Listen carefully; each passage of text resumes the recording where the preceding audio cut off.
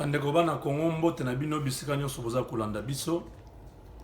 Esali mwa mikolo boyoki biso te parce que tozalaki na ba responsabilité oyo ezalaki ko benga biso tosala na makambo oyo tozwaki awa. Alors tozongeli musala na biso. Ya liboso ezali kotala évolution ya situation politique oza koleka na kati ya mboka. Aujourd'hui opposition na majorité bakomi neti bato na tour de Babel bakomi ko baluka eloko malongo ezomona lisute bato bazali kosala makelele o accord eza na maboko Kabila azokende tozoka su makambo ngo bazolobela ngo te o bamoni bango moko ke ce monsieur là akokende te na ba logique ya pamba wana okende ofanda na ye mutu wana azosaka na mboka mobimba il rend tout un pays en bourrique bino bozolanda ye na nsima opposition beaucoup yoka vraiment te tozolobela ngo butu moi vous ne pouvez pas arrêter cette histoire aventure wana botika Kabila s'il veut diriger le pays par défi afanda wana na majorité na ye aza na armée aza na police azala ye moko na PPRD na ye na batu na ye ya majorité présidentielle ba gérer mboka depuis le 19 aza sous président mboka te na assemblée nationale na ye le 17 février ils ont tombé pe eroza sous renouvelé parce que élection est salemite Sénat essaie kufa déjà donc ba institution nyonso ya mboka eko tomber un à un une à une plutôt je voulais dire donc boyora ba anglais koto na français comment ko se mélanger ba biloko ngo nyonso okuma na illégalité na illégitimité botika ye atika la ko gérer mboka na condition wana tokotala sur la communauté internationale moko oyo eyebisaki bino opposition makile tangate bosa la violence te bokende na négociation soki bako ya epa na Kabila baya ko convaincre pour alongo pouvoir soki bako exercer pression moko pour na kolongola pouvoir parce que toyebi bako sala ngote bango ne bazo soutenir mukolo communauté internationale ekotika Kabila vous verrez Kabila osala ta une semaine na pouvoir te mais tant que baton bazo travailler na ye tout ce que la communauté internationale aura à faire au Congo, ce n'est qu'en faveur de Kabila. Nous sommes bino na bazai ko kosa bino violence nini. Bino bozo appliquer article 64 de la constitution et lobby que ceux qui mutu bien groupe à bateau bazui mboka bazo dirigeant par défi en contradiction na maloba o ezana kata constitution, il faut beau résister, il faut beau barrer route. Bossa l'échec à un bossa la ondé c'est un soulèvement populaire ils ont été que muto ozwani ni 2 jours 3 jours pour la Kabila na pouvoir ils ont été mukolo moko c'était une histoire d'une journée bobimi bino nyonso ville mobimba Kinshasa na ba ville mususu Lubumbashi Goma Mbujima bato babimi baketi côté ba institution ezalaka nani lié Kabila longo na pouvoir totikali na nini toyebi kali asa la résistance mais résistance wana population eliaki ezonga simate eliaki ezala affrontement après affrontement na parce que c'est une révolution boba okufa ba kotikala ça c'est un principe atabo lobby que yozolo bozana poto même si soki na la Congo c'est ce principe là qu'il faut utiliser exactement parce que quand Mobutu était au pouvoir nous étions au Congo. Tout ça va marcher combien de fois? À l'époque, on a IDPS, na IDPS à l'époque. Nous, comme étudiants, on a fait combien de marches à Lubumbashi? Mais on envoyait comme ça, on tire sur la population. Parce qu'on tirait quand les Rwandais sont entrés. Ils avaient qui affrontement boy. Ils étaient qui parce que na comme na Libanda ou na Zulu. Ezal likamboya cause la Libanda ou bien cause na Congo te. C'est une question de souveraineté. Souveraineté en mboka na biso ezali na maboko peuple. Ceux qui peuple aligné a exercer souveraineté na ye, il faut benga na bato bazana pouvoir te. Parce que bato wana bazana souveraineté te, bazana pouvoir te. Donc le pouvoir c'est entre les mains du peuple pour le moment. Bandeko opposition. Ceux qui boko yoka botika ba négociation wana ekozala ekomema bino nulle part. Kabila n'a aucune intention ya ko faire appliquer accord wana. Accord wana c'est une distraction, il voulait gagner un peu du temps. Parce qu'atindaki forte délégation à Washington. Il y a ba ministre ba tenor ya régime ba Kikaya bin Karubi ba Cheo Kitundu ba Lambert Mende ba ngonyo son ba ebele bazalaki na Washington.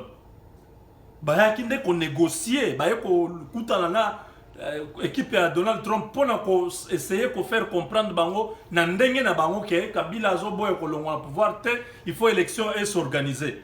C'est un mensonge juste pour gagner du temps, pour donner une autre impression na ba américain batika pression na bango sur Kabila. Alors bango bazana lobby awa o ils ont travaillé pour que dossier à Kabila est à la reconduit Kabila tika na pouvoir. Ce qui Kabila dossier est l'équipe et réussir là. Beaucoup moins directement attitude na bango na Congo changer ba ko bois qui s'anine accord wana. Onyo sozo mona bazo sala ba gelé parce que moni Donald Trump pas un peu confronté na ba conflit interne na wazana ba tebele bazo protester contre lui. Il n'a pas encore bien maîtrisé makambo yango zo mona zo umela. Mais ce qui makambo ne bandi ko tambola bien que bazu suite moko favorable à aux États-Unis. Beaucoup mona kuna na Congo attitude na bango ko changer ba ko bois qui s'anine biloko wana. Deuxième chose, eza Robert Wanande konaye nane Moïse Nyarugabo. Azaros Robert Wanande Nyarugabo baye awa na Washington. Yazaki na Washington nane ndekonaye Nyarugabo azalaki na New York. Bakutana na communauté na bango tuti o eza kuna bon banyamulenge ba Rwandais o nyonso ba ya awa comme ba réfugiés o bazwa ba passeport congolais o ba kota comme ba congolais. Parce que les Rwandais, les États-Unis, ils sont ici comme Congolais, pas comme Rwandais. Ils ont profité des désordres qu'il y a à l'Est là-bas pour entrer dans les camps de réfugiés, qu'on les Congolais réels, qu'on ait une identité, qu'on se faire passer devant les HCR comme des vrais réfugiés. Donc ils sont ici, ils sont nombreux. Alors, Batouana, Nyarugabo, Roubero, baye ko solo na bande ko na bango pona ko yebisa bango ke situation à Congo eza na avantage ya bango ba tout soki Kabila za na pouvoir. Soki Kabila longo na pouvoir, il y aura massacre kozala makasi, il y aura des répressions ba tout ba kozanga esika ko kende. Même s'il quitte le Congo, soki ba zongi na Rwanda, la guerre risque d'entrer jusqu'au Rwanda pour faire renverser Kagame na Museveni na Ouganda. Donc il y a tout intérêt à protéger Kabila. Même ici, va continuer à faire musala wana ya lobbying, va continuer à sololana ba américain, va convaincre bango pour que la ba minorité et qu'ils sont en danger, ils vont être massacrés incessamment par les Bantous parce qu'il y a des messages xénophobes qui passent. Les Bantous sont en train de chercher à exterminer les Bandeko. Batouana, ils ne sont pas prêts. Il y a le pouvoir. C'est pourquoi ils ont renforcé des dispositions sécuritaires. Au monument Kengazongi sur le sol congolais, au général François Olenga. Azaka neti mwasi, a une déclaration neti mwasi, bazo sekana Julien Palouk. Oh, aza traître, un gouverneur traître au afanda kuna na est kuna. Un général ozoye bisanene nene rebelle abi boye bisaya zonga place à outi. Oh, mais oza soldat affronte, envoie lui un message fort. Il sait que azela biso tozoya tokola kisaye. Donc même les généraux là sont des civils. Batupamba batkenda misala nene Congo Zaïre et tamngisi bango classe bazui ba diplôme ba keina ba Israël ba kena bisika mbongo nyoso na kenda pamba to komana ba généraux ya ankopal po bazo tika Kabila wana un illettré afandi na mutu ya mboka na biso. Pourquoi ne pas faire ce qui s'est passé avec Batuneti le capitaine Dadis Kamara? Un capitaine Yanin a dû récupérer le pouvoir. Bino ba généraux boza wana bozo rêver. Mboka les mboka na bino, vous êtes nos frères. Kabila n'est pas notre frère. Pourquoi vous ne pouvez pas les lâcher? Qu'est-ce qu'ils vous donnent? A foutre Kabino ba un milliard. Mboko ezana mbongo belé. Nous pouvons reconstruire ce pays-là et donner de l'espoir à tout un peuple. Vous vous contentez seulement de mbongo yazo promettre o azo pesa bino ba avantage au bozana ngokuna na est bozo sala ba minerai ba coltan na ba nini. Vraiment ezam mawamingi. Alors je voulais chuter pour dire, Bandekouana, Rwandais, ils ne sont pas prêts à pouvoir quitter notre pays. Ne pensez pas qu'avec les élections, on va résoudre un problème. Élection à Loba qui a bien, il dépêche de faire les erreurs, il y a Kotika Kabila, à son troisième mandat. Le 19, il fallait qu'Etienne Tshisekedi a s'assumer comme leader de l'opposition, abimisa peuple, tout s'il s'alikambouana une fois pour toutes. Il y a une négociation où ils vont laisser la CENI entre les mains de Kabila. Les 26 gouverneurs entre les mains de Kabila. La fraude électorale et ça, le Magawat. Dans l'intérieur, place où l'opposition a un moyen logistique à vérifier, il y a un témoin. Donc déjà, fichier électoral est problématique. Et Bozoti Kabatouana, na mitua, il y a une province Nyoso. Donc Kabila, c'est pour que Kabila a gagné pour une élection, Moutouna a passé.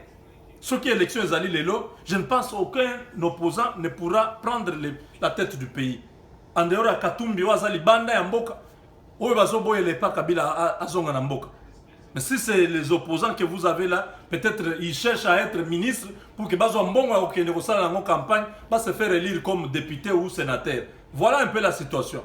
Donc, moyen peuple congolais, il y a trust, qu'on a confiance exacte, Rwandais baza déterminé à côté de Namboko wana. Ceux qui ont besoin de récupérer Mboka Nabiso, nous devons résister.